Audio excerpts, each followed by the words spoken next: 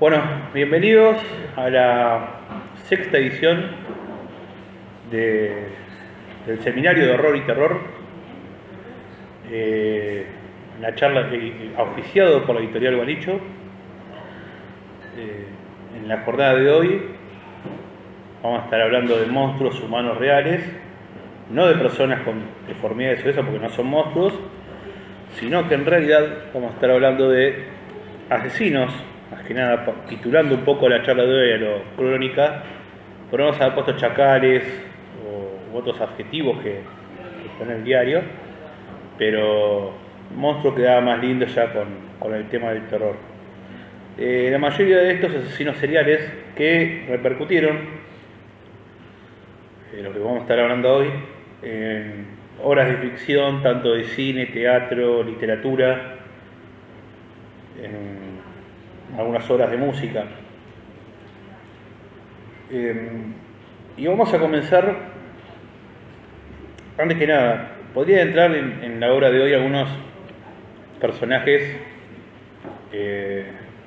genocidas conocidos por todos nosotros, pero no fueron seleccionados para la charla de hoy debido a que, a pesar de que sus obras eran monstruosas, también no correspondían a lo que era la tipología del asesino serial.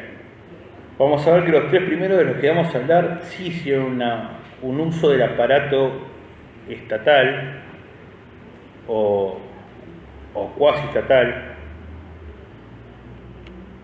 Con esto me refiero a su poder en la nobleza, pero no era un mecanismo de Estado para donde uno ordenaba y había otro, sino que acá en estos casos, ellos eran los que cumplían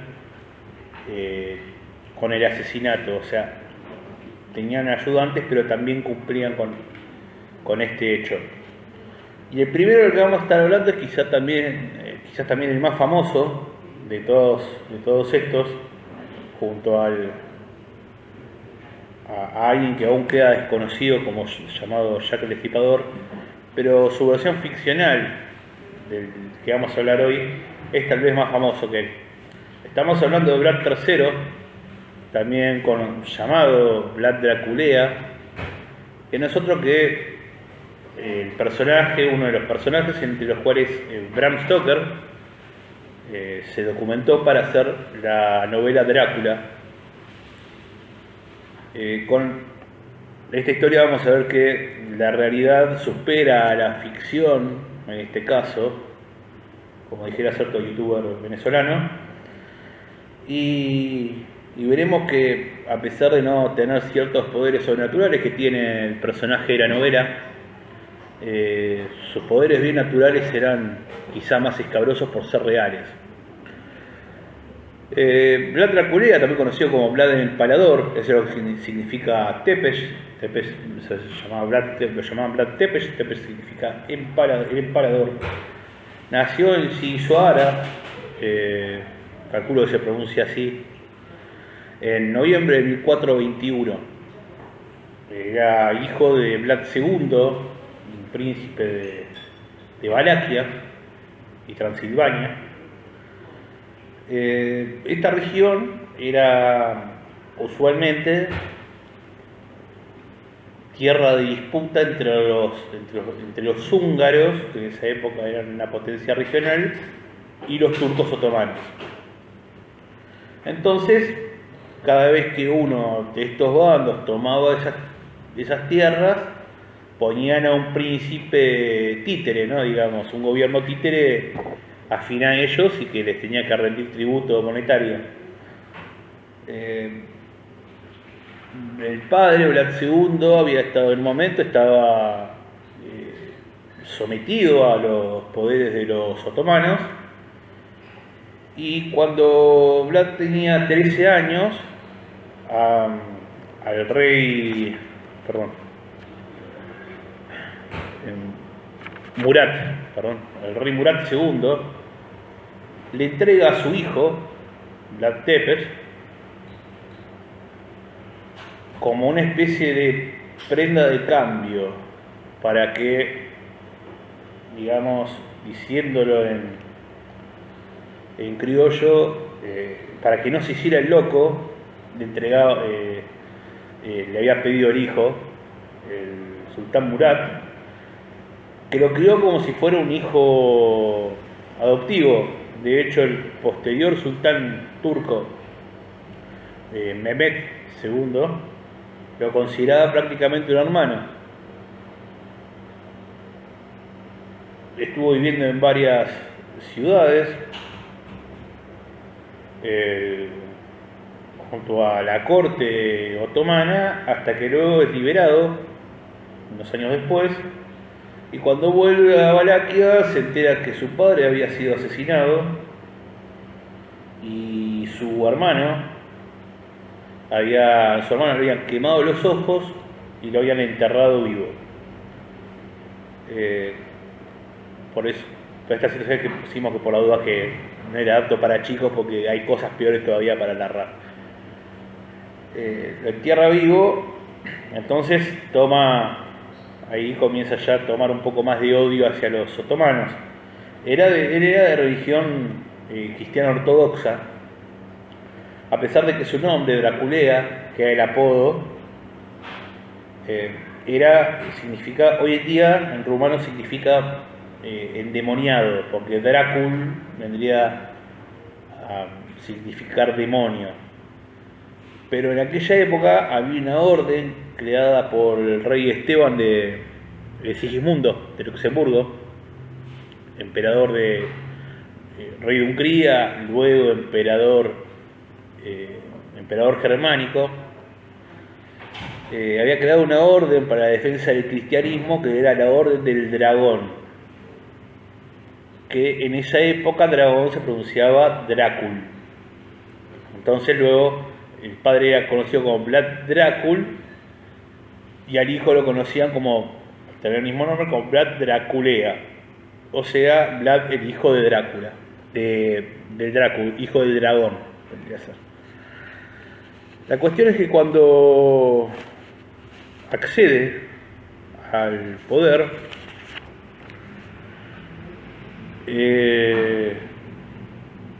busca el apoyo en algunos aliados húngaros, entre ellos Urjadi, para emprender una lucha contra los turcos y contra los boyardos, que eran la mayoría de una especie de burguesía local de colonos alemanes, de colonos sajones. Entonces, en una de las cortes en las que también estuvo en Hungría fue en la casa de Báthory, una de las cuales, con la cual está emparentado él. Y de esta casa luego saldría alguien que también vamos a estar hablando más adelante. Pero en el caso de él, bueno, toma el poder y se da una historia en la cual Juego de Tronos al lado es una película de Disney, porque por las crueles tácticas que había conocido ya de los turcos, más el odio que tenía, comenzó una campaña de terror más que importante.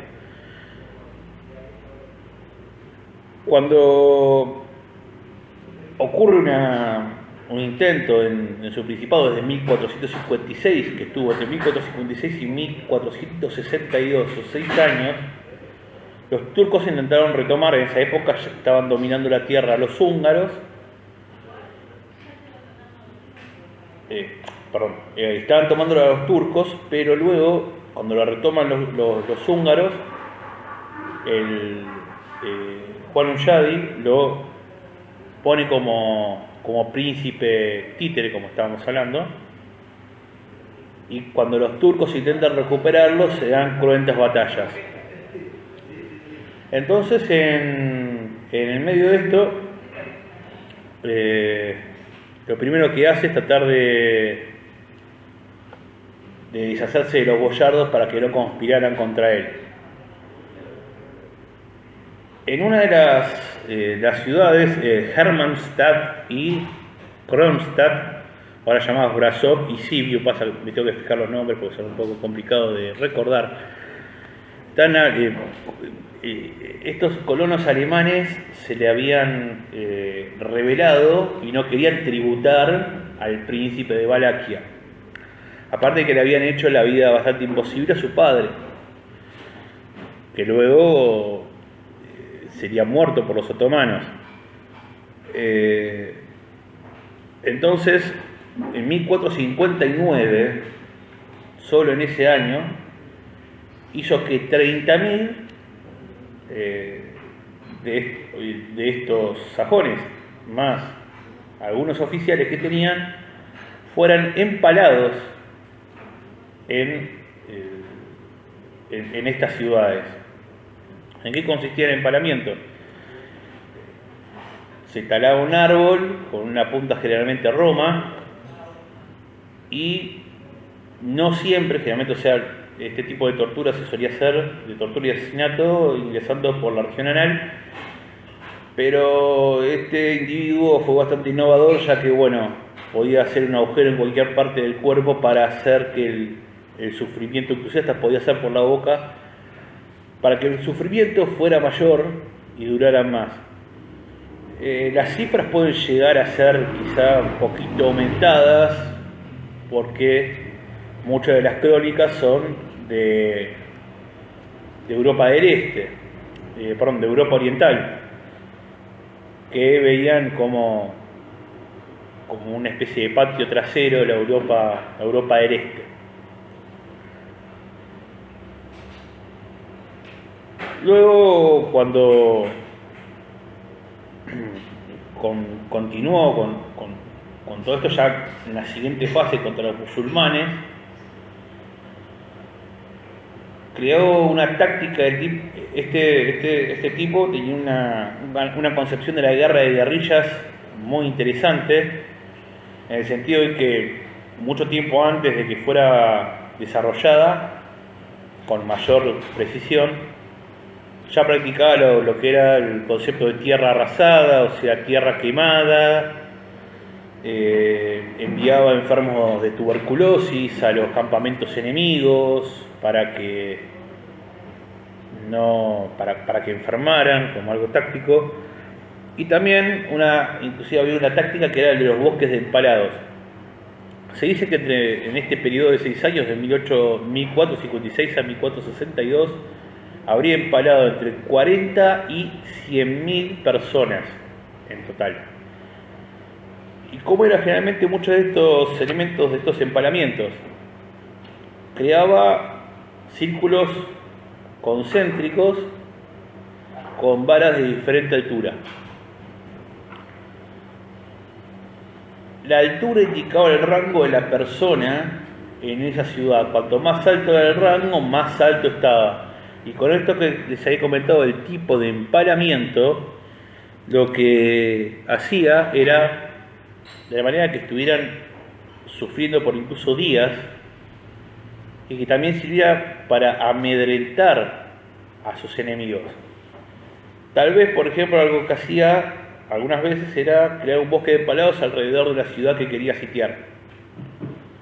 Y si no cedía la ciudad que estaba sitiando, en una de ellas, que no me sale el nombre, no lo puedo ubicar acá, lo que hizo fue hacer arder la ciudad, mientras los que aún también estaban vivos, empalados, vieran como sus esposas e hijos morían en este lugar. Luego comenzó a atacar también a los musulmanes, como les había comentado, en el día de San Bartolomé de 1459, asesinó a los musulmanes de la ciudad de Brasov y empaló a la mayoría de estos personajes. Y hay un grabado muy conocido que luego lo voy a subir al evento de hoy y también a la página. Hay un grabado de la época en el cual se lo ve haciendo lo que hizo en esa fecha, que era en el medio del bosque de Empalados. El tipo puso una mesa y organizó un festín comiendo alrededor de los tipos, gritando de dolor y sufrimiento mientras morían. Finalmente, este tipo de hechos causaron eran tan severos de ver, eran tan duros de ver, que en un ataque que estaba realizando Mehmed II, o sea, aquel que en su momento era príncipe otomano, que había sido criado como un hermano para la rima involuntaria, habían sido casi hermanos entre los dos, en cuanto a lo que era la crianza, huían horrorizados cuando veían estos bosques de Empalados, ante los ataques, cuando iban a hacer los ataques. Siempre este hombre lo que quiso fue, quizá un poco a lo Nicola Maquiavelo, dar de conservar el poder una vez que estuvo arriba. Entonces se había que guerrear contra los húngaros, guerreaba contra los húngaros, y se había que guerrear contra los otomanos, guerreaba contra los otomanos. Entonces, de esta manera también a veces lo que hacía era que los cristianos católicos pelearan contra los cristianos ortodoxos, o que musulmanes chiitas pelearan contra musulmanes sunitas. Era bastante cruento, por como les estoy diciendo, era quizás peor que el Drácula de la novela. Hay una anécdota con respecto a Vlad Tepes, un par de anécdotas. Por ejemplo, era más que visible, se nota con lo que estaba haciendo con sus enemigos, era un representante de lo que llamaríamos mano dura. Quizá recordando algunos nostálgicos del proceso de hoy en día, nadie en Valaquia se animaba a robar porque las penas eran más que duras. En cierta ocasión puso en una fuente una bandeja con piezas muy valiosas,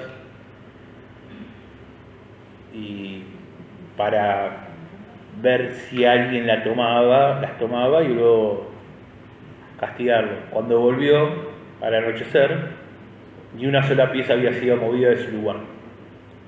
Tal era el terror que había generado también puertas adentro este personaje. En otra ocasión, porque no todo es guerra en la vida, también puede existir la diplomacia, muy poca en el caso de Vlad Tepes, obviamente, pero los turcos, al ver que no estaban hablando con un demócrata progresista, dijeron: bueno, vamos a dialogar con él. Entonces enviaron un grupo, unos embajadores con sus turbantes, ¿no? Y cuando Vlad Tepes les pregunta por qué no se sacan el sombrero como señal de respeto ante un príncipe, le decían que por sus creencias no podían quitárselo, salvo en ocasiones muy especiales. Entonces el príncipe Vlad Tepes dijo: muy bien, procuraré que nunca más se les salgan, y ordenó que les clavaran con picas los turbantes al cráneo. Obviamente murieron.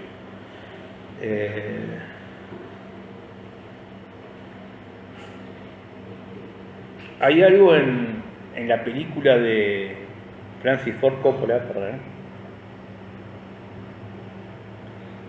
hay algo en la película de Francis Ford Coppola que se ata bastante a la realidad, bastante dentro del relato ficcional. No sé si recuerdan el inicio de la película, en la cual Drácula deja a su esposa, que en ese pasado era también Winona Ryder, así como era la esposa de Jonathan Harker. La deja para ir a una batalla, y cuando vuelve resulta que un mensajero turco había para engañar, había tirado un mensaje a la ventana del castillo con una carta falsa donde decía que había sido asesinado Vlad Tepes, Vlad Tepes, tras lo cual su esposa se suicida. Esto es una película. Esto tiene un correlato en la realidad. Algo que no aparece en la novela. Yo sostengo que la película le hace un gran favor a la novela porque tapa un montón de agujeros de trama que hay en el texto y le da mucha más presencia a Drácula de la que tiene en el texto. Ayer con un amigo discutíamos si no escribir los parches de Drácula porque estaría interesante. Un amigo que no escribe terror precisamente, pero bueno, a uno no le queda otra que andar volviendo perversos a sus amigos. Es algo interesante. Y tiene un relato de terror que está escribiendo de vampiros y bueno, hay que propagar la palabra, que no es de amor sino de terror y de miedo. Este par de anécdotas lo pintan sobre cómo era Vlad Tepes. Pero en 1009, había vivido tan mucho tiempo. 1462 es depuesto, vuelve de nuevo ahí de corte en corte buscando apoyo para sostenerse en el poder, hasta que logra en 1474 volver al poder. Entonces vuelve de la mano de los húngaros, se impresionaron parece, vuelve de la mano de Esteban Báthory. Quizás el apellido les empieza a sonar ya de quién va a ser la próxima, de quién vamos a hablar. De la mano de Esteban el Grande de Moldavia, pero Esteban Báthory es el que le toma el poder.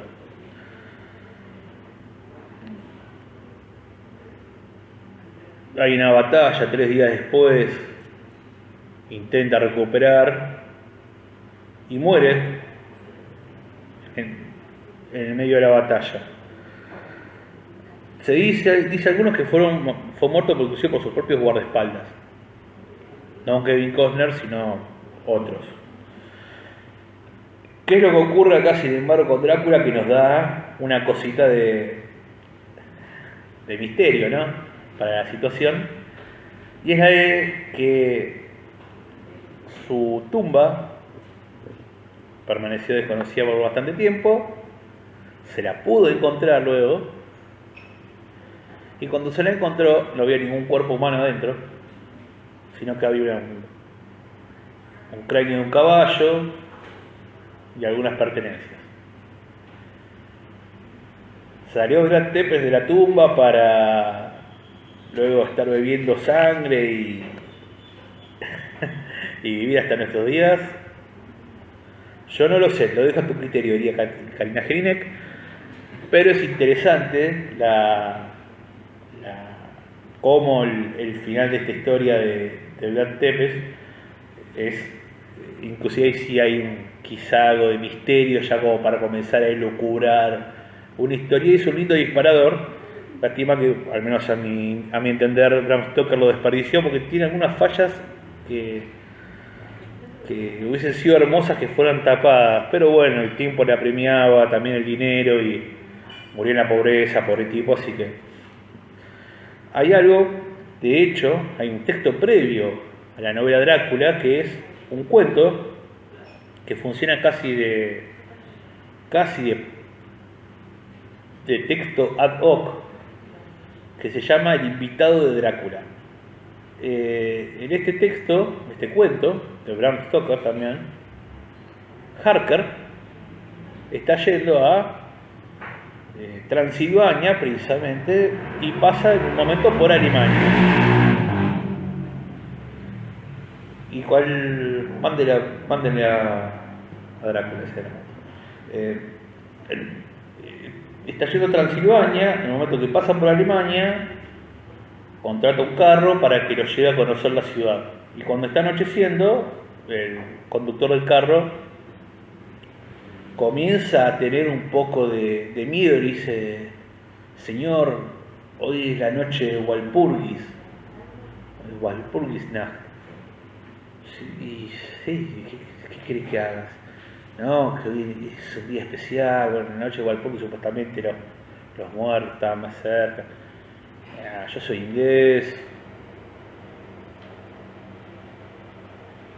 protestante, rubio menemista, no, flaco, yo...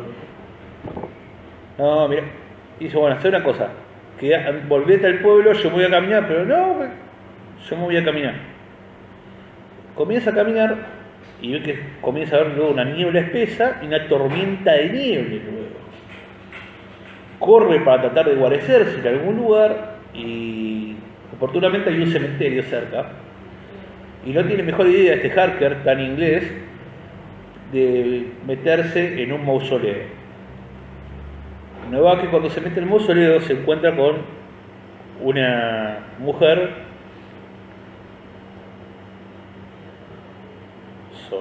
recostada sobre la lápida, aún con sangre fresca en la boca. Mujer que se levanta de su tumba y lo va a atacar. Y no sabe cómo, logra escapar, pero y se desmaya. Pero cuando recupera la conciencia, un lobo lo estaba abrigando. Perdón, escapa de un lobo, se desmaya y cuando se despierta este lobo lo estaba abrigando.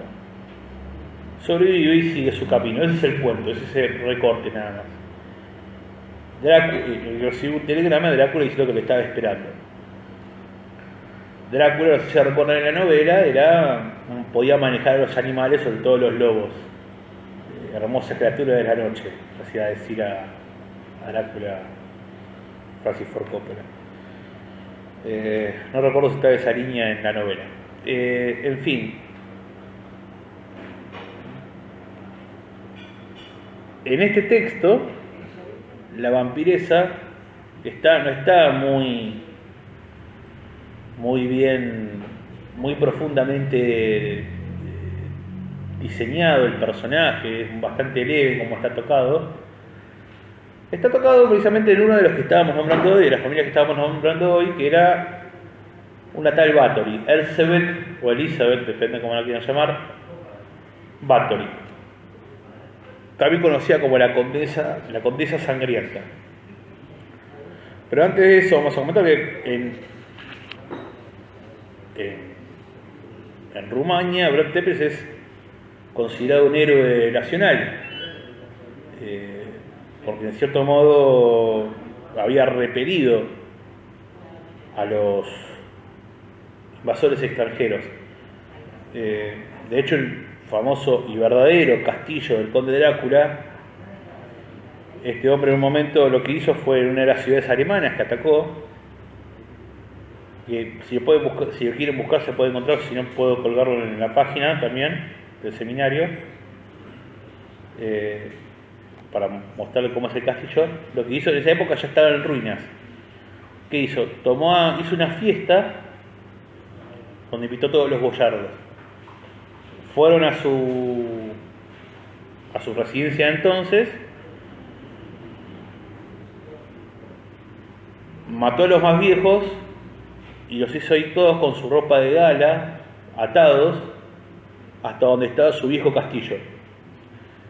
Y así murieron varios en el camino, y a los que llegaron los hizo trabajar en la reconstrucción de su castillo, en la que terminaban de morir los que quedaban. De ese tipo, a pesar de esa crueldad de ese tipo de persona, en Rumania sé que tiene un concepto extraño del héroe nacional. Pero bueno, hay quienes dicen que las revoluciones no se hacen sin disparar un tiro. En este caso, bueno, sin empalar a un alemán quizás.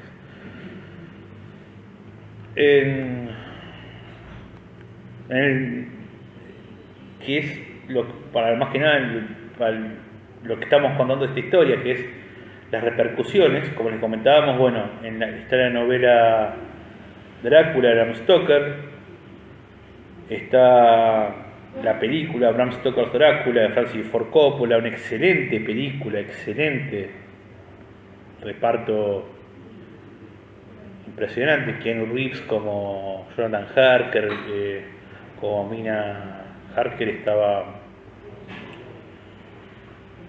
Uy.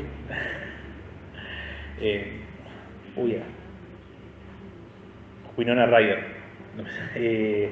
Gary Oldman haciendo de Drácula, Anthony Hopkins en el papel de Van Helsing. Un reparto impresionante.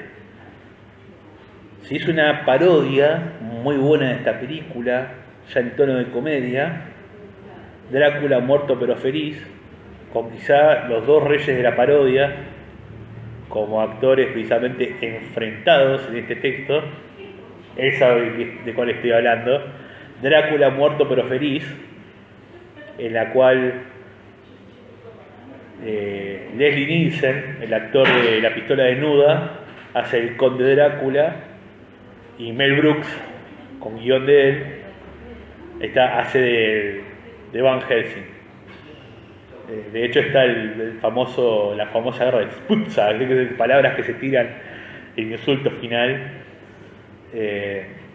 Muy interesante.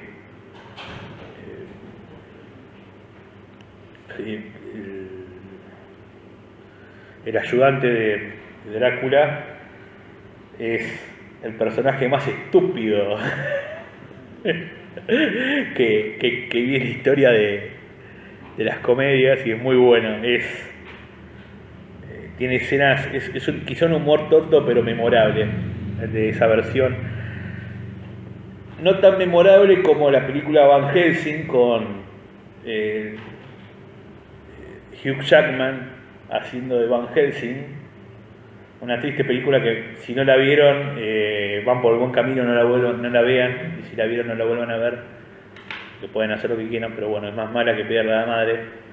Y Kate Beckinsale, una de las actrices más lindas que he visto en mi vida, haciendo de una gitana, no sé qué era. Y el actor, nunca pude encontrar el nombre del actor que hace de Drácula, que parece Rolando Oraña con pelo largo. Se han hecho varias. Muchas gracias por haber venido. Disculpen si fue muy sangriento. Esta noche paso a beber sangre de ustedes, gracias. Tengan el cuello descubierto, por favor.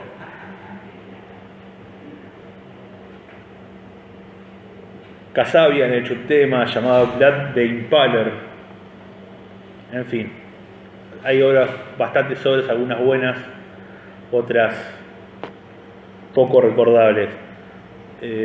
Hay una película, que Drácula, la leyenda jamás contada, que fue un intento de remontar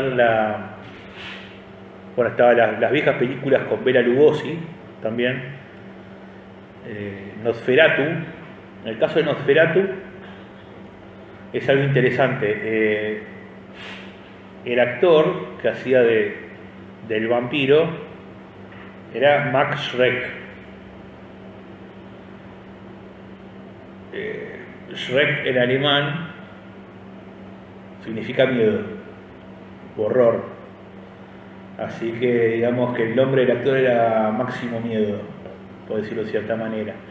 Y creo que eso, hasta la aparición del de Gary Oldman, creo que fue el mejor Drácula, quizás hasta ese momento, a pesar de que hubo grandes actores que lo interpretaron, pero es una película que a mí me ha fascinado. El caso de esa película fue un caso curiosísimo, porque a pesar de haber sido un éxito, lo que quisieron hacer es una adaptación de la novela, precisamente lo más posible. Pero ¿qué pasó? La viuda de Stoker, quizá harta de haber visto un peso durante la vida de su marido, cuando aparecen diciéndole, bueno, queremos hacer esta película basada en la novela, les pidió un fangote de guita. Ya en ese momento ya la novela era un clásico. Y decidí, no se haga problema, no vamos a tomar. ¿Qué hicieron? Le cambiaron el nombre a las ciudades, le cambiaron el nombre a los personajes, cambiaron algunas cosas de la trama, pero después se comieron un juicio terrible y terminaron perdiendo todo el dinero que habían recaudado, inclusive más. O sea, terminaron fundiéndose los productores. Sin embargo, nos dejaron una película con un legado impresionante, para mí la mejor después de la de Francis Ford Coppola, quizá por ser más moderna, quizá de las mejores películas de vampiros de toda la historia. Una gran película, una gran película. Luego se había hecho una película cuyo título no noté, pero me estaba acordando ahora, recién. Esto pasa cuando se trata con muchos personajes que a veces la memoria puede fallar. Hay una película con... se hizo una... Werner Herzog hizo una remake de Nosferatu y se hizo en... Esto es finales de los 90, estoy tratando de recordar, así que acá les pido disculpas. Se hizo una película con John Malkovich, o sea, era una especie de meta película, porque era una película sobre la filmación de Nosferatu, ficcionada, en la cual Max Schreck no era un actor, sino que no interpretaba a Max Schreck a Nosferatu, sino que Nosferatu era real. Entonces, el director que estaba con la cámara, que es John Malkovich, vamos a hacer de cuenta que no actúa en Bird Box y vamos a seguir teniendo respeto por todas las otras películas que hizo, sobre todo esta. Filmaba y decía, no, eres un actor muy tímido, como si fuera un actor de método. Y siempre aparecían las víctimas, las actrices que morían de verdad, o los actores que morían de verdad. Y es épica la escena final, perdón, si no es mi ánimo el pánico ante el spoiler que existe, pero somos varios los que sostenemos que no importa cómo termina una historia, importa cómo es contada. Titanic todos sabíamos cómo se terminaba, el barco se hunde, se mueren todos, casi todos, ya está. Ahora el tema es cómo fue contada, todavía no pudo ser volteada del primer puesto entre las películas más taquilleras de la historia.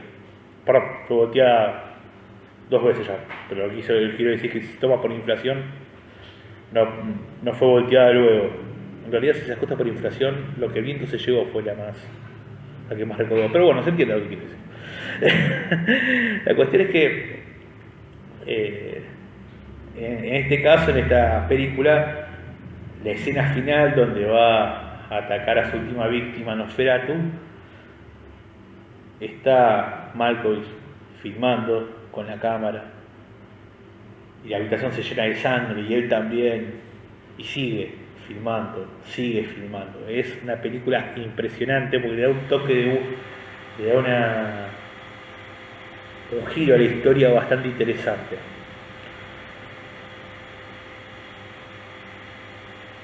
¿Alguien recuerda? Porque esto es algo. ¿Alguien recuerda al Conde Pátula? Acá. 1, 2, 3, 4. Vamos. No era el único deforme que veía el Conde Pátula, por favor. Ay, mis amigos veían el Conde Pátula. El Conde Pátula era un dibujito de los 80. Acá veo un par de jóvenes, no creo que. También. Pero los que somos grandes, que hemos nacido a principios de los 80, que tenemos 20 y 15, para un poquito más, era un pato que vampiro, perdón, estoy recordando la niñez, que debía, que resucitaba, ¿no? Cada determinado tiempo hibernaba y luego resucitaba, y tenían que ponerle sangre para que volviera a chupar sangre. El tema es que se equivocan los criados que tiene, también con forma de pato, y en vez de eso lo echan vegetales, entonces termina siendo un vampiro vegetariano. Algo similar a lo que después diría que era el Perón, ¿no? Que era un león herbívoro. Pero este es el caso de otra paradoja, que era el de un vampiro vegetariano que odiaba la sangre, ¿no? No le gustaba, y bueno, todas las situaciones eran en base a eso. Las cosas que uno se pone a recordar. Perdón si me fijo, me pasa que me voy fijando el tiempo como vamos a pisar un poco el acelerador, Vamos 40 minutos ya con Vlad Tepes. Vamos con la condesa Elizabeth Bathory de Exeter, con sus apellidos. La primera se la conocía como Elizabeth Bathory, o Elizabeth Bathory se la conocía, también conocida mejor, más entre los amigos, como la Condesa Sangrienta. La Condesa Sangrienta nació en Nirvator, no sé si hay algún húngaro acá que me pueda corregir el nombre, les pido disculpas, el 7 de agosto de 1560. Murió en agosto de 1614. Una señora de 54 años. En esa época, hoy en día 54 años, una mujer está todavía en la plenitud de la vida. En esa época, tener 54 años era el equivalente a un nonagenario de hoy en día. Era llegar a los últimos cartuchos. Te morías a los 25, 30 años, 35 años. Somos pocos los que estaríamos muertos ya a esta edad, porque vivo mucha juventud, pero bueno. Nació en una de las familias más antiguas y adineradas de ¿dónde? De Transilvania. Así como en la primera charla, o en las primeras charlas, hemos comentado que tal vez la región de Nueva Inglaterra, en Estados Unidos, fue la que dio tal vez, al menos a mi parecer, los 3 mejores escritores de terror de la historia, a pesar que hay muchos otros, de tantos otros lugares, pero al menos a mi parecer, los textos de Paul Lovecraft y Stephen King son, a pesar de que hay otros que son mejores, pero bueno, me parece que en sí la obra conjunta de esos 3 autores son de lo mejor del terror, o lo mejor del terror lo que he vivido contigo, cantaba Rodrigo. En este caso parece que Transilvania tiene una cosa medio sanguínea. Aunque vamos a ver que luego Transilvania se va a Estados Unidos porque vamos a estar hablando de otros que están por allí. Tal vez en Pensilvania. Chiste malo, tenía que hacerlo, les pido perdón. Nació en una cuna noble, era pariente lejana de Vlad III, el Empalador. Así que parece que la locura se lleva en los genes. Como le dice un personaje a Kevin Costner en JFK, película de la época. Estamos muy noventosos hoy, como habrán visto. Hablamos de rubios menemistas. En todo momento privatizamos el café. Y me dejó las patillas. Fue prometida a los 11 años con su primo. Tal vez por estas cosas, ¿no? Eran que salían así de mal, de la cabeza. Ustedes saben que cuando la gente se casa de primo, luego termina cometiendo vampirismo. Tal vez. A los 12 años pasó a vivir en el castillo de su prometido y dicen que era una señora muy inteligente, hablaba húngaro, latín y alemán, mientras que varios de los nobles eran literalmente ya no unos iletrados, sino unos analfabetos. Estamos hablando del siglo XVI, ¿no? Y principios del XVII. Finalmente a los 15 años, en tu cara Juan de Artés, termina siendo casada con su primo. Un primo que estaba con más ganas de hacer la guerra que de hacer el amor. Entonces, se la pasaba, de hecho el marido Ferenc, Nadafil, toma el apellido de su mujer en vez de, como es en una sociedad patriarcal como la que vivimos, en vez de que la mujer tomara como segundo apellido, a lo Petrona C de Gandulfo, toma el apellido Bathory porque es un apellido con más prestigio en la zona. Pero estaba poco hilada con la mujer y se la pasaba de guerra en guerra y de batalla en batalla. La cuestión es que, bueno, ella estaba sola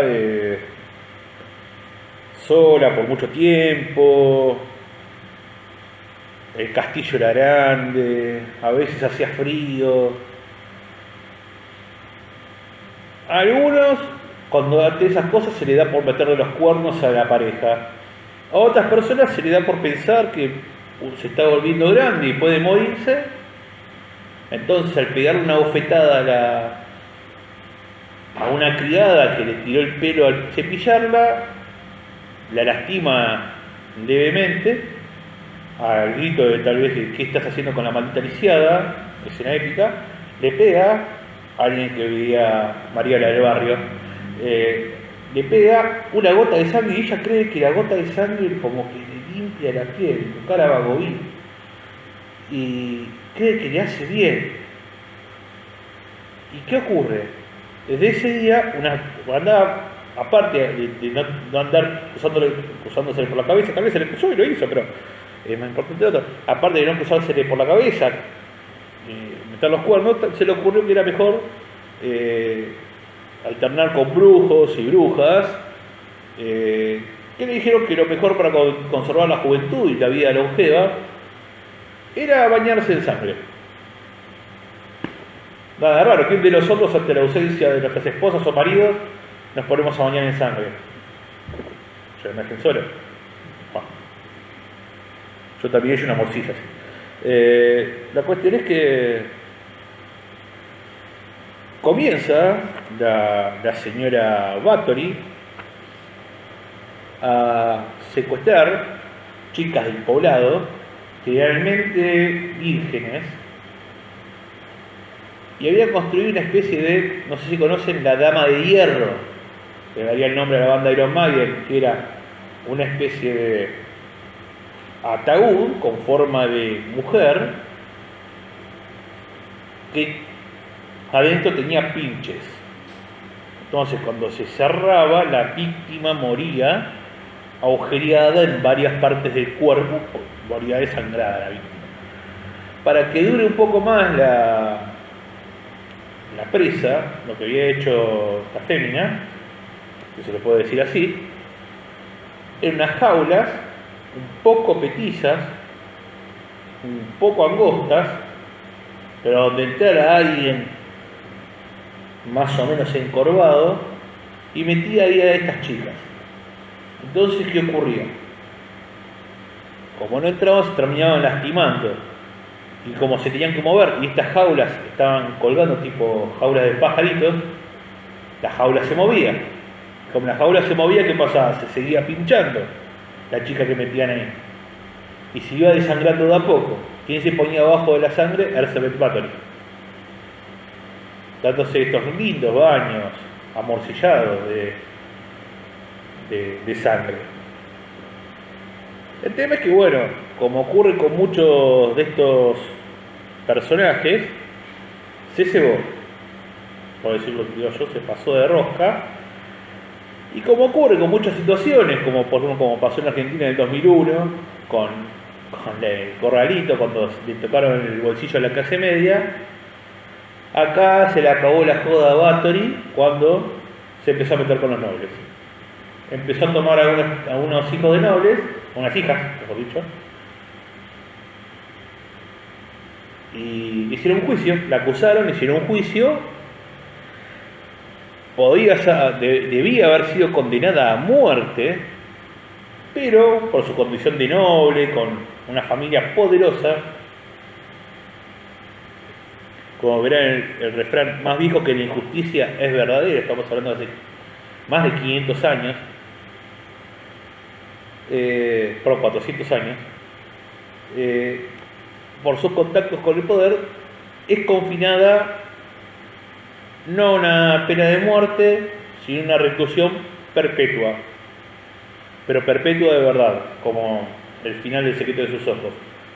Pero acá un poquito peor, cuando fue confinada en una pequeña habitación emparedada, pero no emparedado a lo como ocurre en algunos lugares que están mismo en las paredes, sino en este caso fue en una habitación pequeña, sin ventanas, sin puertas, donde tenía un lugar para que depositara sus heces y su orina y luego la tirase, y por una rendija le pasaban la comida y la bebida. O sea, no le iban a matar de hambre, no le iban a matar, no, vivía en plena tortura encerrada. Hay que saber que fue acusada por la muerte de 37 mujeres. 37 mujeres. No son los 100.000 o 40.000 que se le acusan a Tepes, pero es bastante, sobre todo considerando que no estaba en guerra contra otras personas. Fue acusada de brujería, asesinato.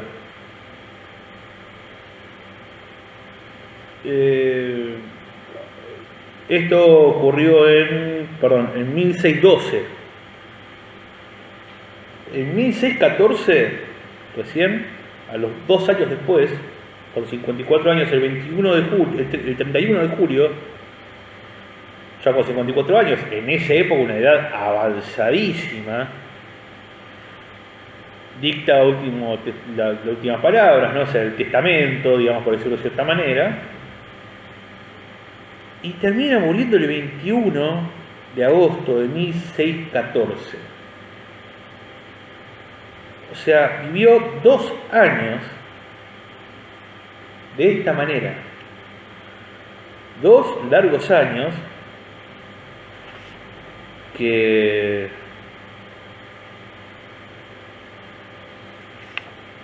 pocos juzgaban como algo natural.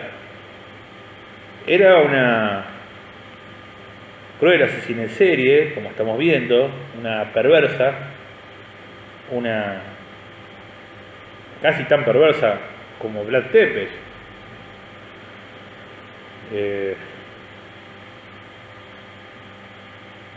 Estamos hablando de alguien que cometió múltiples asesinatos.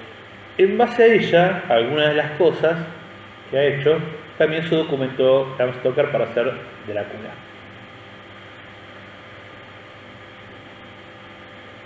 Se han hecho muchas obras, entre ellos quiero citar 4 obras literarias, una película y una obra de teatro. La primera obra de teatro que vamos a estar nombrando acá en estas 6 charlas del seminario. Las películas, los libros en la literatura, podemos citar una que es de otro gran autor, por eso cuando decía que, a pesar de que al menos mis 3 preferidos son de Nueva Inglaterra, Estados Unidos, el irlandés Sheridan Le Fanu creó una obra llamada Carmilla, con seductoras aristócratas y con un tinte literario bastante homoerótico. La vampiresa que aparece está basada en Elizabeth Bathory.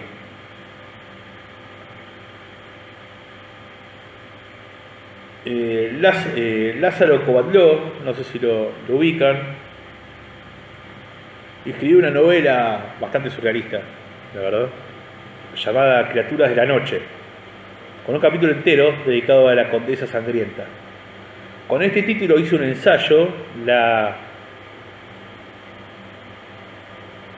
monstruosamente, en el buen sentido de la palabra, excelente escritora Alejandra Pizarnik, que la publicó por primera vez en la revista Testigo en el año 66. Luego publicado el libro en 1971, una historia, una fuera de serie. Quizás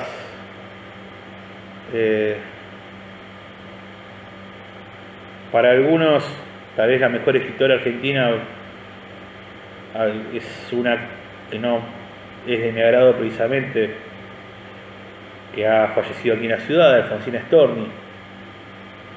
Pero a Pizarnik creo que le pasa el trapo de acá a la China.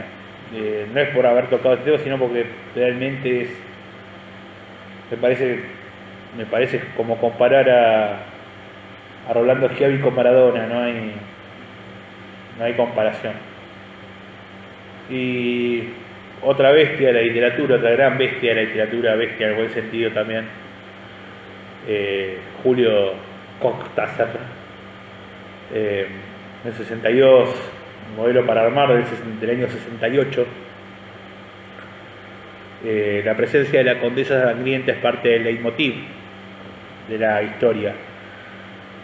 Hay una enigmática mujer llamada Frau Marta, que tenía que buscarle jovencitas para la condesa. En cine hay una película regular. Acá tenemos la calavera. Pongámosle de 5 calaveras, vamos a ser benevolentes, 3 calaveras y media. O 3 calaveras y 2 tibias. Se llama Stay Alive. Medio mala malaza, pero bueno, está buena porque como toma la historia. Es un grupo de amigos gamers, ahora que está circulado por las noticias lo del gamer, pero bueno, en este caso no ocurrió nada, a menos de lo que circula por las noticias. No sé qué parece que es cierto o es falso, pero en este caso, esta película, juegan un juego en red donde el rival último es la Condesa Sangrienta.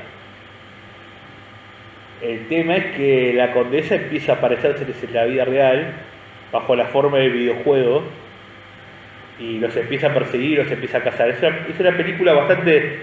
es del año 2006, de Estados Unidos. Capaz que si lo busca en Netflix no va a estar... Hay cosas malas en Netflix, como Big Box, pero lo produjeron ellos, así que supongo que quieren sacar ganancias, pero capaz que en YouTube, si se la busca, capaz que se encuentra no muy buena calidad. Si la llego a encontrar, prometo, háganme acordar, porque como verán en la memoria, no es un gran... tuve que imprimir todo esto para acordarme de algunas cosas, porque tengo tengo dos características: hablo demasiado y no tengo memoria. Es una película bastante medio pelo, si la puede encontrar más o menos potable. Se las cuelgo por si tiene 1 hora y media de tiempo para perder en su vida. Aparte de la hora y media que están perdiendo acá. Yo encantado de que vengan, pero bueno, esté escuchando a mí. Esta película es bastante medio pelo. Hay un par de actores medio pelo, conocidos, pero medio pelo. Pasa que es uno como fanático y cultor del género, ha visto cada cosa que bueno, tiene que verla por de formación profesional, tiene que verla ya casi, o sea, tiene que andarlas pispeando, inclusive hasta para ver cómo no hacerlas, como inclusive Drácula de Bram Stoker. Si llego para arriba o para abajo algún día y me lo cruzo a Bram Stoker, si me lo cruzo arriba me va a mandar una patada para abajo, si me lo cruzo abajo va a ser que me va a torturar, porque siempre hay un motivo para tirarse contra Bram Stoker. Y el teatro que les comentaba, la primera obra teatral de la cual vamos a estar hablando desde el 30 de marzo, que empezamos la primera charla, la presentación, es la famosa Drácula el musical, de Pepito Cibrián y Ángel Mahler. Retomamos ahí la historia primera. Vlad Tepes está basada ahí en la historia de Drácula. Cecilia Milone, si no me equivoco, es la que había hecho de Mina Harker. O sea que Cecilia Milone podemos decir que es nuestra Winona Ryder. Ponele. En la tercera escena, Jonathan Harker, cuando está insertado en la tercera escena, el invitado de Drácula, y cuando llega al cementerio se encuentra con la condesa vampiro Dollingen. Debe ser un pariente alemán sacrifíqueme. Debe ser un pariente alemán de Dolina, de Alejandro Dolina. Dollingen de Graz. Y sus amantes, que no está ya en el cuento, no hay ningún amante. Y esta condesa está inspirada en Elizabeth Bathory, tal como está inspirada en el cuento original. En el caso de Carmila, la historia cuenta como Laura, la protagonista, ya que nombramos a Dorina y su obra Lo que me costó el amor de Laura. Pero bueno, acá tenemos precisamente a Laura, tiene una vida, precisamente en el primer acto siempre, cuál es la vida tranquila que uno tiene o la vida común que uno tiene. Se le empieza a aparecer precisamente la Carmila del título, una joven hermosa y enigmática, que vive con su padre en un castillo de lejanías de Estiria, Austria. Y cuando está viviendo esta mujer, Laura, de repente un día sufre un accidente, una dama con el carruaje, y como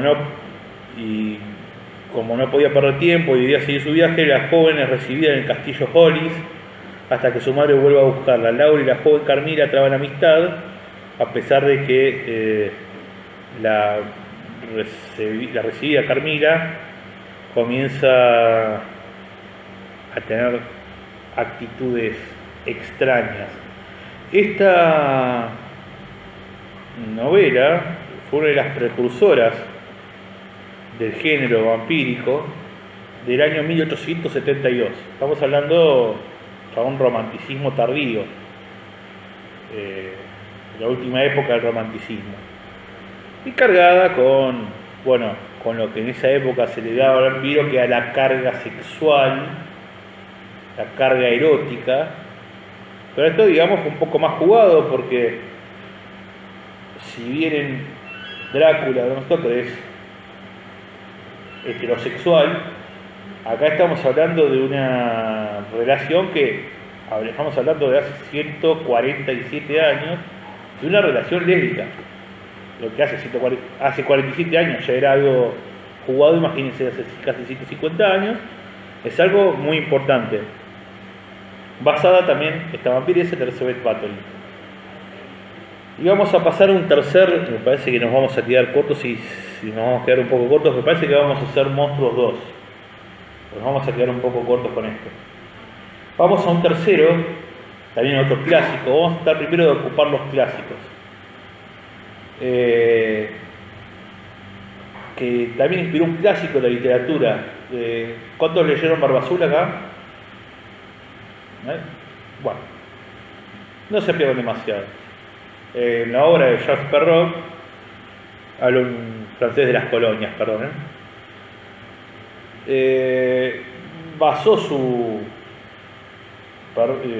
Perrault basó su historia de Barba Azul en el nombre completo era de Gilles de Montmorency Laval, Barón de Retz, más conocido como Gilles de Retz. Este personaje, que vivió entre 1405 y 1440,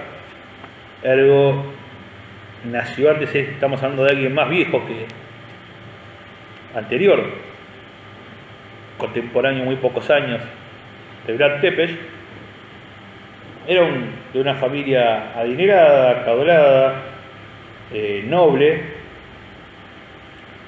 que en la Guerra de los 100 años, en el tramo final, como ven, en esa época había mucho tiempo para guerrear. Hoy en día los ataques quirúrgicos son bastante precisos, en esa época se mataban por 100 años. Algunos dirán, esas son las cosas buenas de la carrera armamentística, tal vez.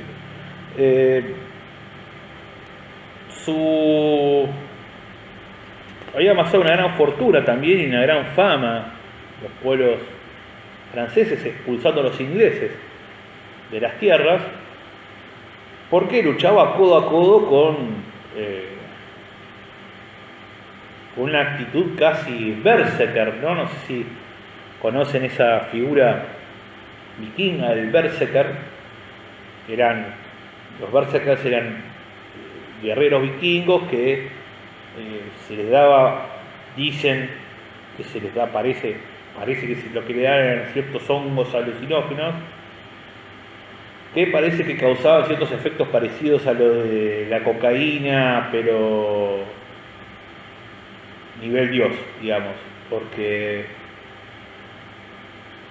qué herejía, madre mía, bueno, se entiende.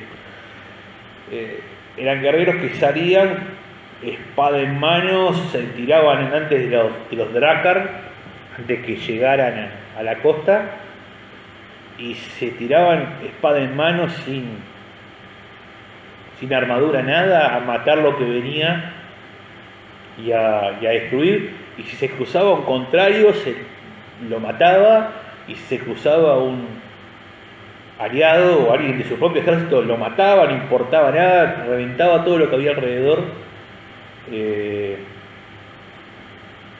No sentía dolor.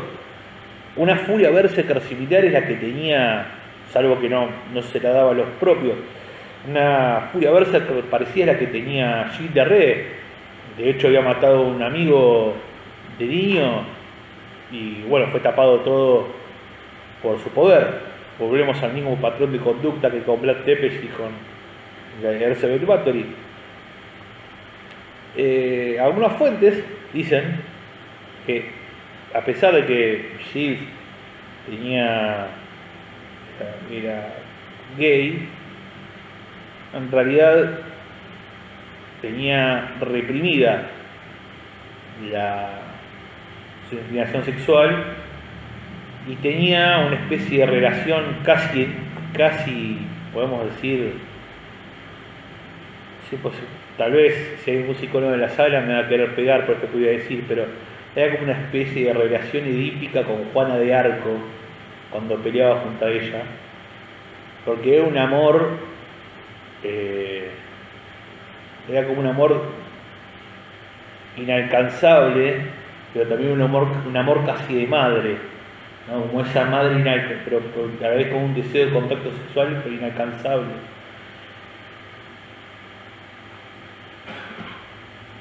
Como si fuese una especie también de fuente de su vida. Fuente de su vida que se le acaba el día que le informan que Juana, luego considerada santa por la Iglesia Católica, le comentan que Juana está por ser quemada en la hoguera por los mismos nobles franceses. Entonces Gilles de Rais toma una pequeña comitiva, lo que logra juntar en el momento, y arriba del caballo, volviendo con esa furia berserker que les decía, intenta ir a liberar a Juana y sacarla de la hoguera. Como ya sabrán en el spoiler, no llega porque muere en la hoguera Juana, pero ve ya los últimos estertores de Juana bajo el fuego y el humo, que es lo que dicen que en la hoguera causaba primero siempre la muerte, el humo más que el fuego. Y esto es una especie de doblez en la vida un cambio rotundo en la vida de Gilles de Rais, lo que estaba contenido hasta ese momento, esa furia que no se extralimitaba hacia los propios, ya directamente ahí se rompe y es la perdición de su vida y también la perdición de los que serían luego sus víctimas. Se retira a su castillo y comienza a despilfarrar su fortuna haciendo fiestas, cosa que para mí no sería despilfarrar, pero bueno, todo dinero tiene un límite, sobre todo cuando sos un noble que no tiene riquezas, que no genera riquezas. Y se empieza a rodear también, como Erce, capaz que era una rama francesa de la Bathory, se empieza a rodear también de nigromantes, brujos, brujas, y se dan unas orgías que otra que el amor libre de los 60. Salvo que hay un pequeño detalle que acá es lo que lo vuelve terrorífico el caso, que es por lo que luego Darío Barba Azul comienza a manifestar, vamos a decirlo de una manera que sea acorde a este lugar de la cultura, comienza a manifestar su cariño hacia los niños, mancebos, como se dice de esta manera. y para en el medio de la fiesta trasladarlos a su habitación y darse el fornicio. Siempre esperé la oportunidad para poder decir las palabras darse al fornicio. Los pudimos encontrar. Ah, gracias Dios. En fin, luego nos mataban. Aparte, estamos hablando de un ser quizás tan repugnante como Elizabeth Bathory, que se metía con nenas también. Quizá un poco menos que Vlad Tepes, salvo que era cruelísimo, mucho más cruel, pero con mayores de edad. En este caso estamos hablando de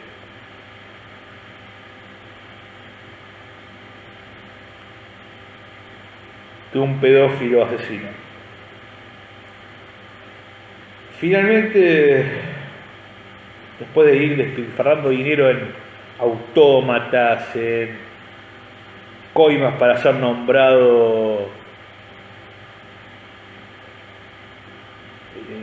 con poder sobre determinados territorios, se le empieza a acabar la plata y tiene que empezar a vender terrenos.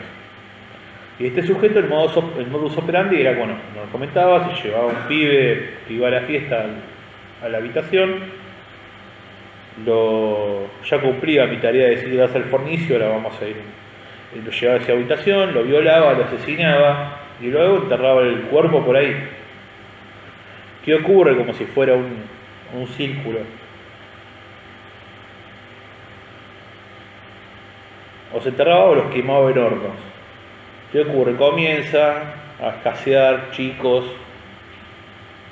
de clases populares, le suelta la mano a alguien poderoso, a Dios, se lo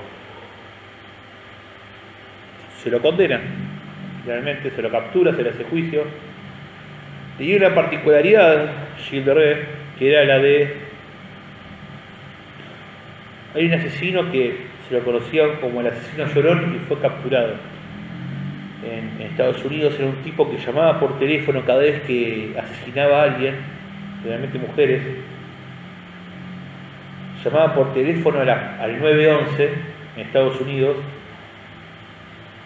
llorando. Por favor, perdóneme, no quise hacerlo, no, estaba ahí, no fue más fuerte que yo y la maté, perdóneme todo, Dios mío, me voy a matar. Cortaba, al tiempo, mataba a otra persona, volvía a hacer lo mismo. Y lo mismo, hasta que fue capturado. Adiós. Justo puso un amigo. En este caso, cada vez que mataba a uno de estos chicos, se arrepentía y prometía ir a Tierra Santa en peregrinación. No creo que el Dios de Gilles de Rais sea el mismo de los que creen, pero no creo que el Dios de los que no somos tan practicantes, de los que nos cuesta creer en la Santa Trinidad, pero más o menos seguimos algunas cosas.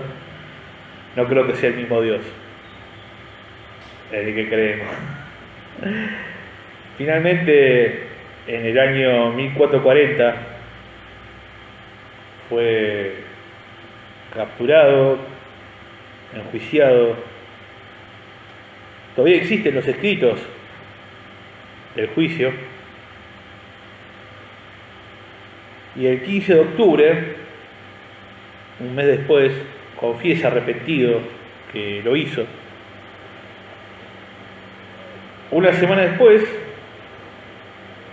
se dictó sentencia y se constataron, no estoy diciendo que fueron todos, fueron los que se lograron probar la muerte de 200 víctimas. 200 chicos violados, torturados, asesinados y hechos desaparecer sus cuerpos. Evidentemente estamos hablando que era un perturbado, pero un perturbado de importancia, alguien quizás fuera de la especie. Fue condenado por asesinato, herejía y lo que en ese entonces era un crimen que era sodomía.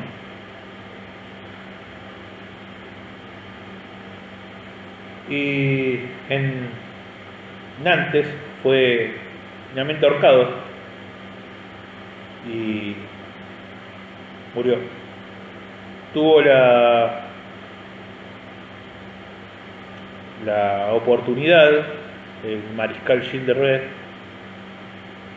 al contrario de lo que no tuvieron sus 200 víctimas probadas y tal vez más no probadas, de ser enterrado en una capilla de las Carmelitas de Nantes.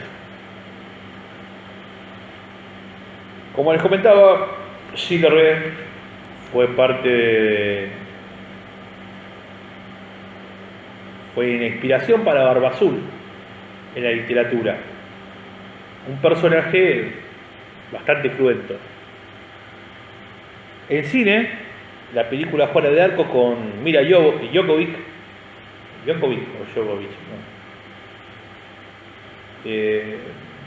otra de las mujeres más lindas del cine también, haciendo de Juana de Arco ella, lo interpreta Vincent Cassel, un muy buen actor, a Gilles de Rais. Aunque bueno, obvian la vida desastrosa. En una película que ya no es terror, tal vez, está más cercano al thriller, que es una versión pornosoft del terror, que es la saga de Hannibal. Es muy buena, pero bueno, tiene escenas sangrientas, sí, pero no es horror en estilo, o terror, mejor dicho, ya que estamos hablando de un asesino serial. Les recuerdo por ahí a los que la primera vez que vieron, así que acá la diferencia que hacemos entre horror y terror es que el horror es sobrenatural, mientras que el terror es el físico. Drácula, por ejemplo, la novela Drácula es horror, es algo sobrenatural, o sea, es un ser que aparece y desaparece, domina a los animales con la mente, es inmortal, pero no por medios naturales, sino medios sobrenaturales. En el caso de la película que vamos a estar nombrando si llegamos con el tiempo, La Masacre de Texas, de un asesino que es de acá, o sea, bien terrestre, eso es terror, una persona con una motosierra persiguiendo a su víctima. Pero en ese caso, en la película Hannibal, el origen del mal, la primera, quizá la más floja de las cuatro, a mi entender, para mí la más floja de las cuatro, en realidad era 5, porque primero se ha hecho Manhunter, pero no pude verla todavía, no la puedo conseguir. Pero de las 4, digamos, más canónicas, El secreto de los inocentes, Hannibal, El dragón rojo y Hannibal, el origen del mal. La primera en la que no está Anthony Hopkins,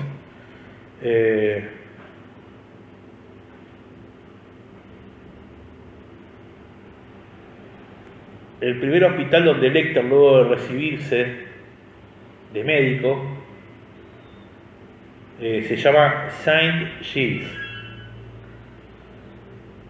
Y la ciudad donde, porque en la película esta él empieza a perseguir a los asesinos y caníbales de su hermana.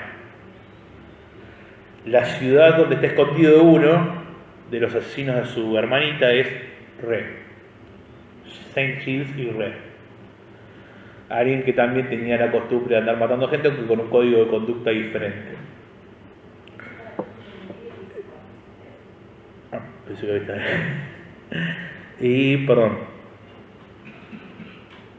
Y Pier Paolo Pasolini quiso hacer una película sobre Gilles de Rais.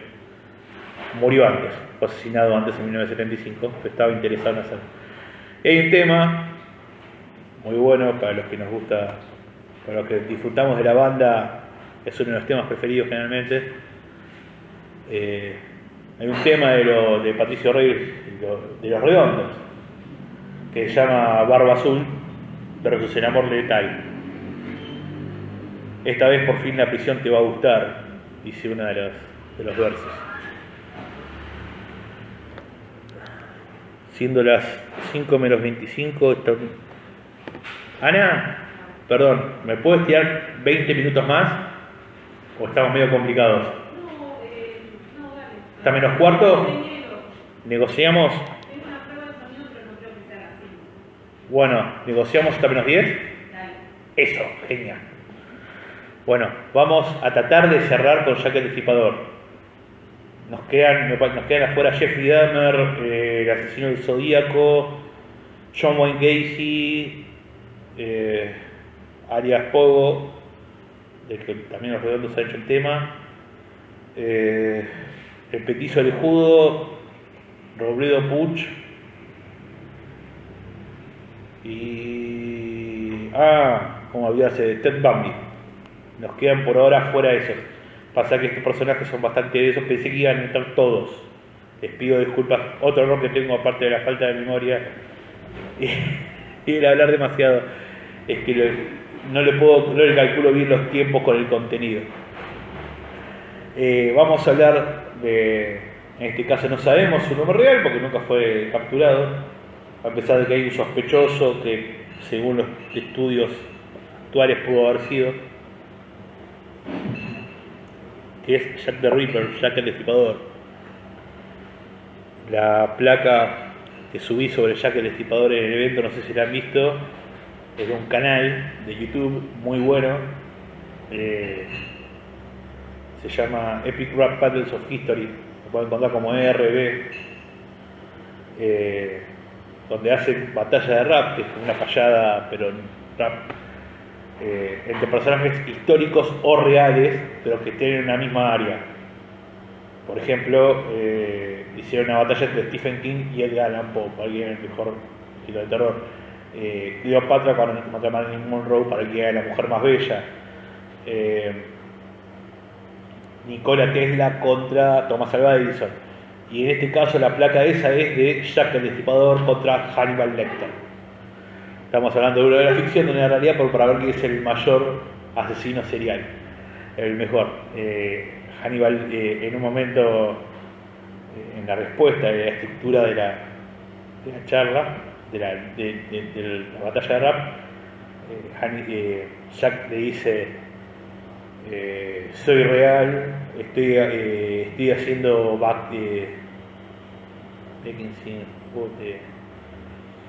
estoy haciendo vacantes en los hoteles, mientras vos solamente existís en las páginas de una novela.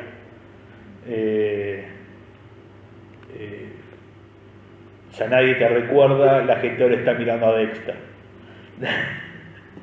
En cierto modo, se da una muy buena batalla y hay una, aunque termina siendo demasiado light Hannibal Lecter, porque en un momento Jack dice fuck the 7-7 bombers por las bombas del atentado islámico del 7 de julio, como en Londres, y Hannibal Lecter como que le reprime el hecho de haber hablado a favor, o sea, como desdeñar en un hecho grave como el terrorismo. Si sos un asesino serial te importa 3 carajos. Ahí estuvieron un poco light, pero bueno, no lo he hecho yo, pero está muy bien hecho. Sin embargo, si quieren lo pueden buscar, o lo puedo también colgar. Háganme acordar que no, si no lo hago en estos días. Este asesino serial actuó, nunca fue entregado, nunca fue encontrado, como les comentaba, nunca fue atrapado, aparentemente, siendo Jack el Destripador. Dicen algunos, así como quienes dicen que el siglo XXI no comenzó el 1 de enero de 2001, sino que comenzó el 11 de septiembre con el atentado de las Torres Gemelas. Hay quienes dicen que el siglo XX no comenzó, o que el siglo XVIII no comenzó que el siglo XIX no comenzó el 1 de enero de 1801, sino con la Revolución Francesa.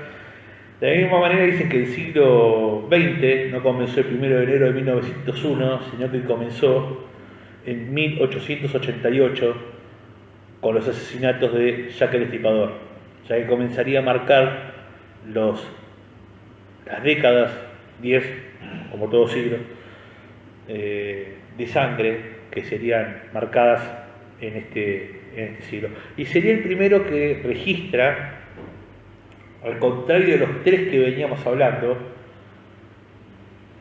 por lo que se sabe, ¿no? O sea, no estamos hablando de alguien que tenía un ejercicio mayor o menor del poder. Porque cuando empezamos decíamos, Hitler o Mussolini o Videla no pueden entrar acá en este tipo de cosas, porque estamos hablando de otro tipo de elementos. Estaban las órdenes de asesinato, las listas, pero no era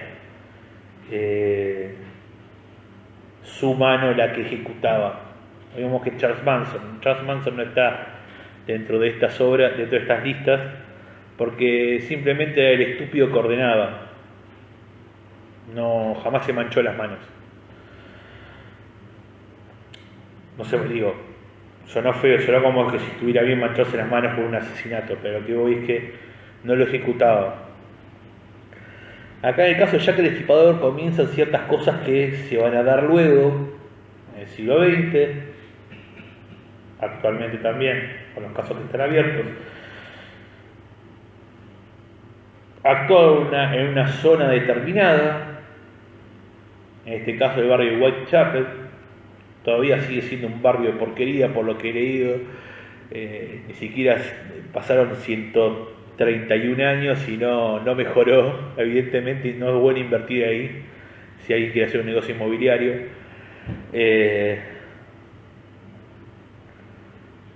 Actúa con un modus operandi que ya ocurría antes con estos personajes, pero acá ya hay claramente muy marcado, que era el precisamente destripamiento de prostitutas que estaban en la calle. Este barrio era un barrio sórdido, bastante sórdido. Ahora lo hice un poco menos, fui un poco cruel e injusto al decir que hizo un barrio de porquería, pero bueno, es un barrio que no avanzó a lo que uno se imagina, Londres, Londres.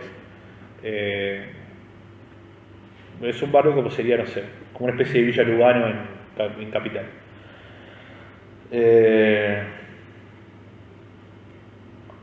Pero esa época era mucho más sórdido, había tabernas, prostíbulos,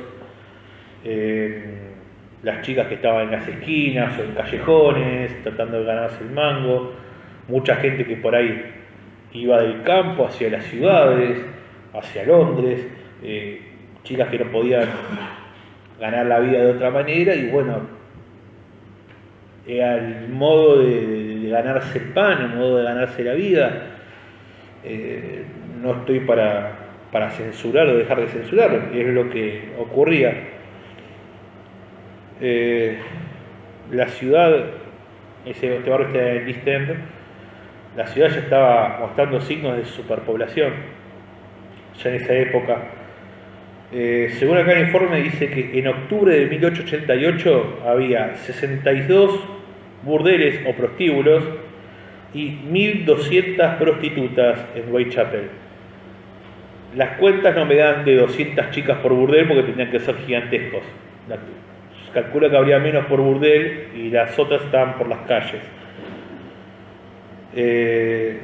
Había una gran cantidad de protestas entre 1886 y 1890. También se da un contexto económico determinado este evento. Por la situación económica, protestas por la economía, que terminó con el Domingo Sangriento de 1887-1819. 1919, calculo. No, que hay un error de grafía, pido disculpas. Aparte, tenía una fama el barrio de racismo, delincuencia, disturbios sociales, algo así como te pintaban en el Bronx en los 80. Y además antisemitismo, una pobreza muy marcada, pero lo que ocurría era que, así como los, ya que tenemos ahí a Carlitos Gardel, que parece bastante el Drácula de Bela Lugosi. Así como los cajetillas a principios del siglo, en la Buenos Aires de principios del siglo, iban a las afueras a bailar tango, los cajetillas de Londres, por decirlo de cierta manera, se iban a Whitechapel para tener una noche picante, por decirlo de cierta manera, para tener una noche álgida de emociones por lo que era el contexto sociocultural de ese barrio, ¿no? Finalmente se dan estos asesinatos. Hay 5 asesinatos que son los que se consideran, valga la paradoja, ¿no?, de las palabras, el adjetivo asesinato canónico. A mí me dicen asesinato canónico y me imagino un asesino vestido de cura, el obispo asesino, está junto al bombón asesino. Pero no, digamos que hay 5 muertes más o menos oficiales, digamos, que se puede adjudicar a Jack el Destripador. Hay otros asesinatos que más o menos no tienen todas las características asociadas a Jack el Destripador, pero tienen algunas. Hay otros asesinatos que, por ejemplo, lo que ocurría con Jack era que el envío de cartas a la policía y a los medios. Algo que se repetiría en el siglo siguiente con el asesino del Zodíaco, que en la placa, no sé si la vieron, figuraba como, con la editorial hemos puesto como el Jack el Destripador del siglo XX. Porque también tenía este juego, solo que estaba un paso más allá. El Zodíaco enviaba las cartas encriptadas, por lo que de cierto modo había un paso más allá de este juego del gato y del ratón, que es otra característica que tenía Jack el Destripador. Sus asesinatos son, la primera, Mary Ann Nichols, una chica que ejercía la prostitución. La mató a las 4 menos 20 o 3:40, depende como les guste la hora, del viernes 31 de agosto de 1888. En la calle Buck Row, actualmente Durward, en el barrio de Whitechapel. Los cortes tenían 2 cortes en la garganta, el abdomen parcialmente rasgado con una profunda hendidura y varias incisiones hechas por el mismo cuchillo en el resto del cuerpo.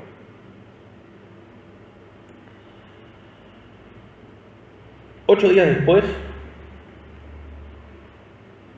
el 8 de septiembre, y esto es algo que es importante con el tema de los asesinos seriales, que los diferencia de los spree killer o asesinos relámpago, o lo que sean asesinos masivos.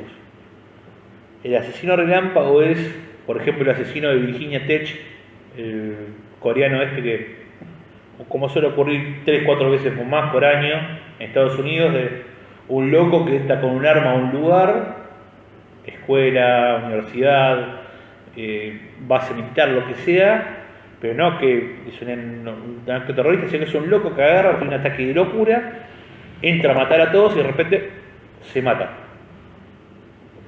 Ese es el asesino relámpago.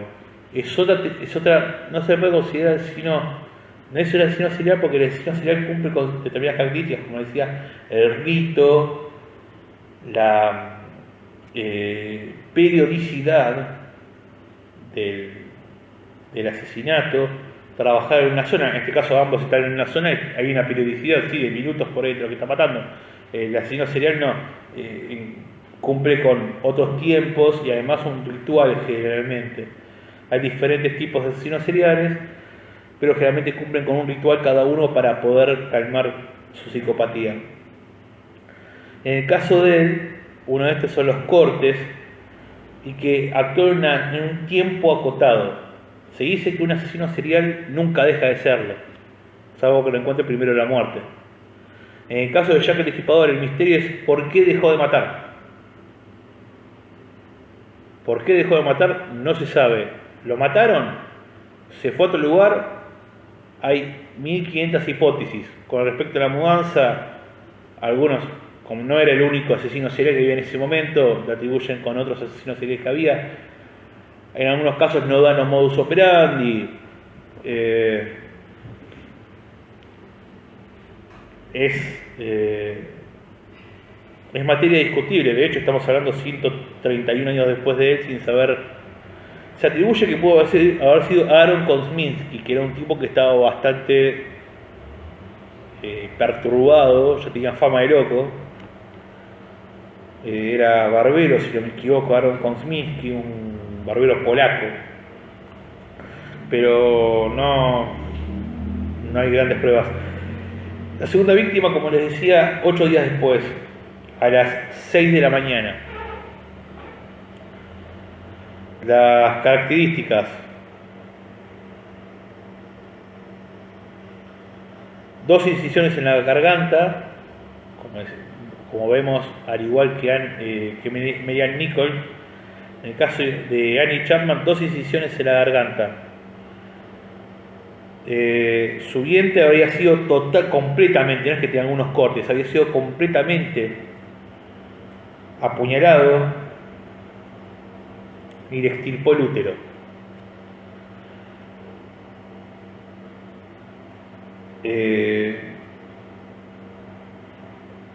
Un testigo que se ve que no andaba precisamente recolectando margaritas a esa hora por ese barrio, dijo haber visto a media hora antes a la chica Chapman con un hombre de cabello oscuro y apariencia literal gentil venido a menos. Luego se dio el asesinato 22 días después. Fíjense el periodo de tiempo, entre el primero y el segundo hubo 8 días, y entre el segundo y el tercero 22. Pues el día del asesinato doble. Y acá hay un montón de hipótesis de por qué pudo haber ocurrido. La más verosímil es esta. Primero asesina a Elizabeth Stride y luego a Catherine Eddowes. La primera fue descubierta a la 1 de la mañana del domingo 30 de septiembre.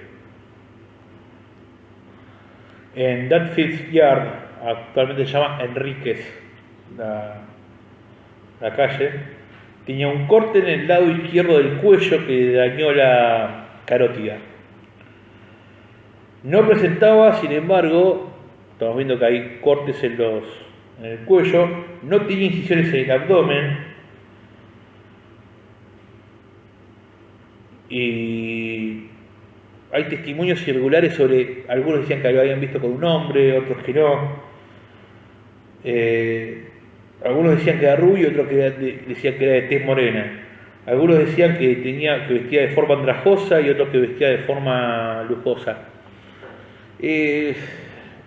Hay un cuento policial muy bueno que leí una vez que el detective decía: el testigo siempre miente. En fin, la hipótesis, 45 minutos después, la encontraron a Catherine Eddowes muerta en Mitre Square, que no es acá la Plaza Mitre, la que está en Colón, sino que es otra, en la City de Londres. La hipótesis de por qué tan corto tiempo y por qué Stride debe ser la primera, ¿no? Sí, Elizabeth Stride no tiene incisiones en el abdomen. Digo acá, el abdomen está acá, como si tuviera poco abdomen. Es porque dicen que aparentemente pudo haber pasado alguien por el lugar y para no ser descubierto huyó, ya estaba muerta, no pudo continuar con el ritual, su ritual asesino, y por eso es que dicen que esa jornada fue doble, porque al no poder continuar con el ritual, no haberlo podido terminar, buscó otra para poder terminarlo. Tenía la garganta cortada la chica Eddowes, Catherine Eddowes, una incisión profunda y extensa en el abdomen. y le había extirpado el riñón izquierdo y también, como en el caso de la segunda chica, también le extirpó el útero.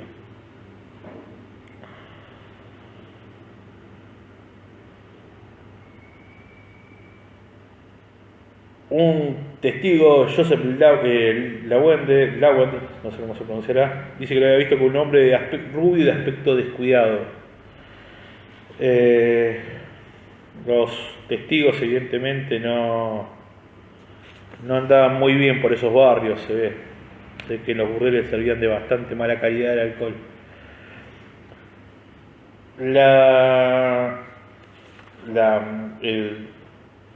Esa especie de delantal que usaban en aquella época,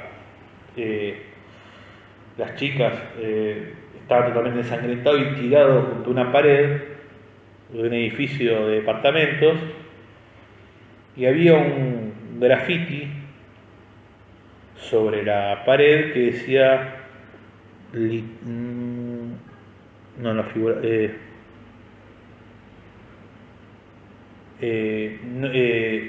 no hay que culpar de esto a los judíos. Decía, no figura acá, pero no me acuerdo. No hay que culpar de esto a los judíos.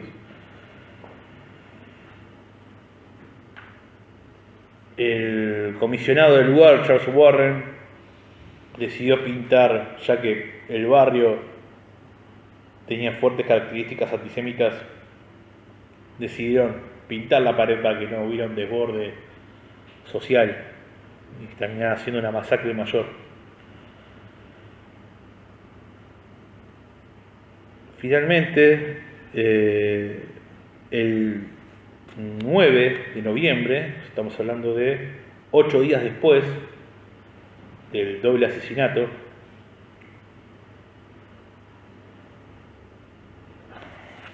perdón, tengo un error acá, pues. Un mes y 8 días después, me salté octubre, les pido disculpas, encuentran el último de los asesinatos canónicos, el de Mary Jane Kelly. En este caso no fue en la calle el asesinato, sino que fue en la pieza que estaba alquilando. Tenía un corte que iba desde la garganta hasta la espina dorsal. Le habían extraído todos los órganos abdominales y el corazón.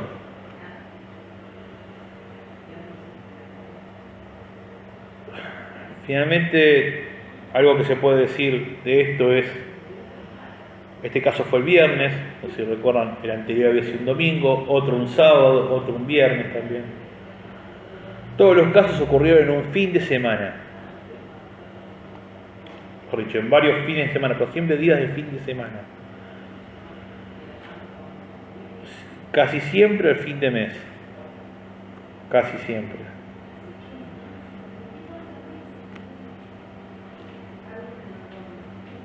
Estos asesinatos se le han agregado algunos otros que no se pueden llegar a probar. Por ejemplo, ¿dónde está? Hay una tal Alice Mackenzie que apareció en Castleley y Whitechapel, también con una herida en la carótida izquierda, pero sin otras cortaduras. No hay una serie de asesinatos posteriores que cumplan con este tipo de patrón de conducta.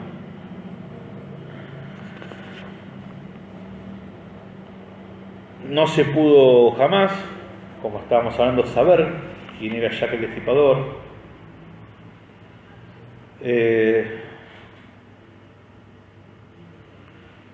El forense Thomas Bond, quizás el abuelo del espía, hizo un dictamen sobre el examen de los cadáveres, diciendo: no cabe duda de que los 5 asesinatos fueron cometidos por la misma mano. En las primeras 4 víctimas, las gargantas parecen haber sido cortadas de izquierda a derecha. De izquierda a derecha.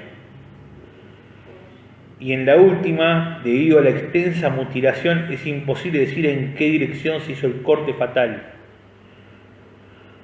otra piel tan destruida que estaba la pobre chica.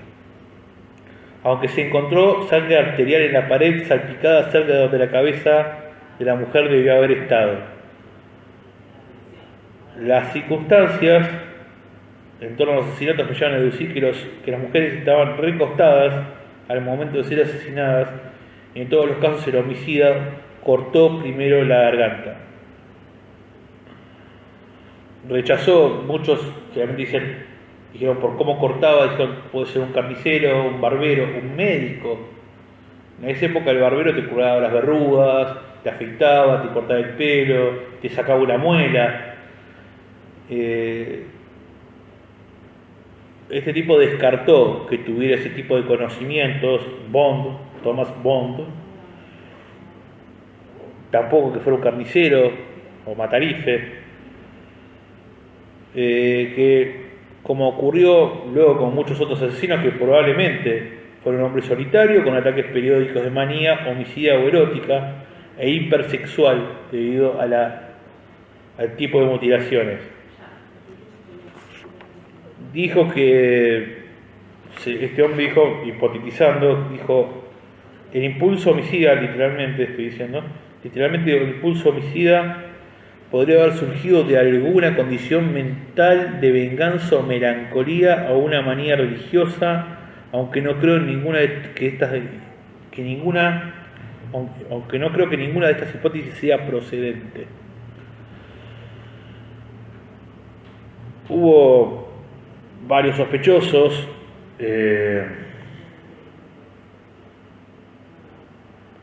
Aaron Kosminski, Severin Klobowski, Montag Druid, Francis Tamblety, William Bury, Thomas Neil Crean, Robert Dunstan Stephenson, Frederick Deeming. Nunca se pudo saber. La versión más estrambótica era que la nobleza había estado metida, hipótesis en la que se basaron para hacer luego el cómic Desde el Infierno, aunque quizás el mejor guionista de historietas vivos hoy en día, Alan Moore. Como les comentaba, había algo que era común en este personaje, que era, ya vamos redondeando, que era el tema de las cartas. Que era el tema de las cartas. Jugaba con ellas, mandándosela a la policía. Una de las famosas que dio jefe, la Saucy Jack, y la carta donde termina diciendo Desde el Infierno. En una de ellas envió el riñón que le había quitado de la segunda a la cuarta víctima, se lo envió a la policía. Les faltaba un pedazo, decía que había cocinado y que le había salido muy rico. En esos tiempos los medios de comunicación, también como parte del siglo XX, sacaron un amarillismo terrible, en la cual Crónica al lado es el diario serio que les gusta leer. Hacían tapas con fantasmas recorriendo Whitechapel, con asesinos, con las caras de los acusados. Eran un sensacionalismo terrible.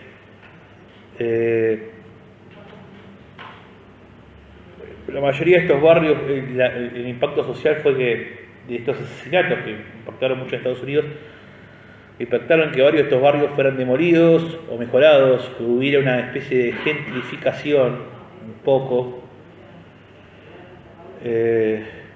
Hay una serie de obras que quisiera destacar, hay muchísimas.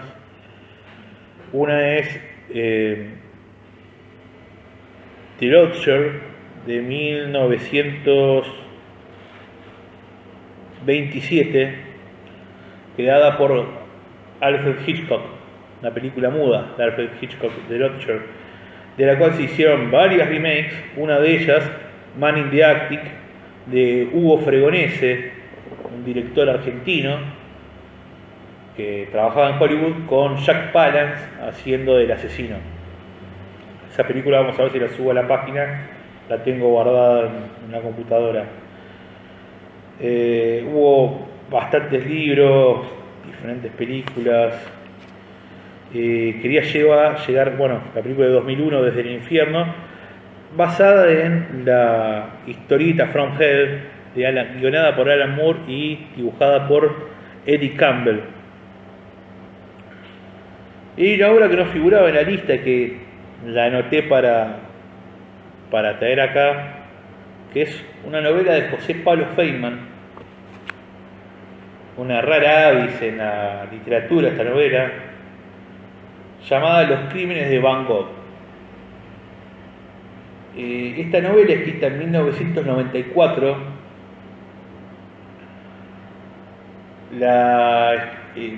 quien tenga la oportunidad de buscarla y poder leerla, la recomiendo notablemente, porque excede al terror, pero utiliza un personaje clásico del terror como es Jack el Destripador para denostar la cultura de los 90, la cultura neoliberal de los 90, y mezcla lo que sería thriller o horror, una serie de asesinatos, con la sátira y la ironía hacia la cultura de aquella época, de mediados de la década del 90. Se satiriza a sí mismo, se mete como personaje cambiándose el nombre un poco, creo que era Juan Pablo Fullman o algo así, cuando lo entrevistan del diario Cadilla 12. Es muy, creo que el diario Clarín se llama Trompeta y así, muy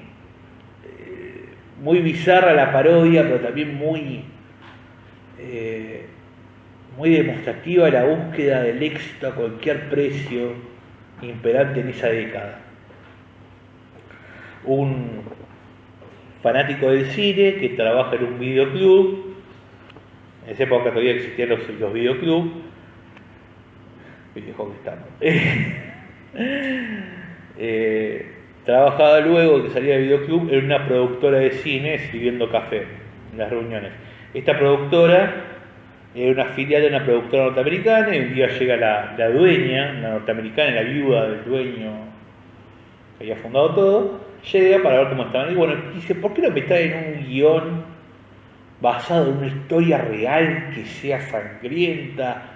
Porque eso vende mucho y tenemos que levantar esto. Bueno, señora, pero son los inútiles. Y lo escucho a este pibe Fernando Castelli, y se le acerca a la señora cuando le va a llevar un café y dice, mire señora, yo le puedo traer un guión basado en hechos reales. Así en que hechos todavía no ocurrieron, pero van a ocurrir. Y este tipo comienza a tener delirios viendo a Jack el Destripador, que se le caga de la risa, o se le ríe, o lo amedrenta, o le dice cómo tiene que hacer las cosas, o cómo no tiene que hacerlas. ¿Y por qué Los crímenes de Van Gogh? Su firma, que esa es otra característica de cada asesino serial, tiene un modus operandi, que su firma, en su caso cortaba una de las orejas de cada víctima y se la llevaba. Ocurre una serie de crímenes que terminan con la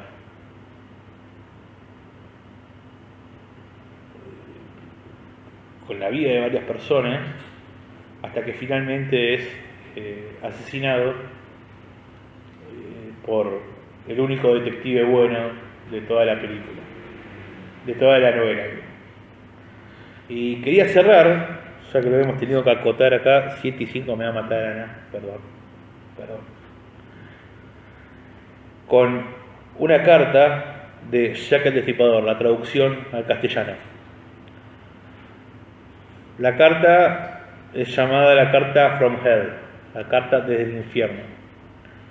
Desde el infierno, Mr. Lusk, señor, le envío la mitad del riñón que tomé de una mujer.